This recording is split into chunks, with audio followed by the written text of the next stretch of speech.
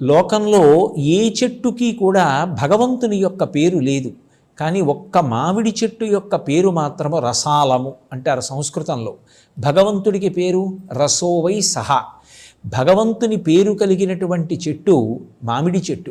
పైగా దాని ఆకులు ప్రతి మంగళ కార్యమునందు వినియోగపడతాయి.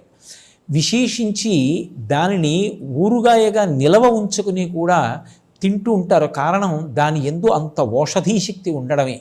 అంత గొప్పదైనటువంటి మామిడి ముక్కలు కూడా కలుపుకోవడం అనేటటువంటిది సంప్రదాయంలో అలవాటుగా ఉంది. ఈ పదార్థాన్ని భగవంతుడికి నివేదన చేసి ఎప్పుడు తినాలి ఈ పదార్థము అంటే మొట్టమొదటి యామంలో తినాలి. అంటే తెల్లవారుజాము కాలంలోనే ఇది ఈశ్వరుడికి నివేదన చేసి ప్రసాదంగా పుచ్చుకోవాలి. అంటే ఈశ్వరుడికి దీన్ని నివేదన చెయ్యాలి అంటే దానికి పూర్వాంగంలోనే స్నానాది కార్యక్రమములు పూర్తయిపోవాలి.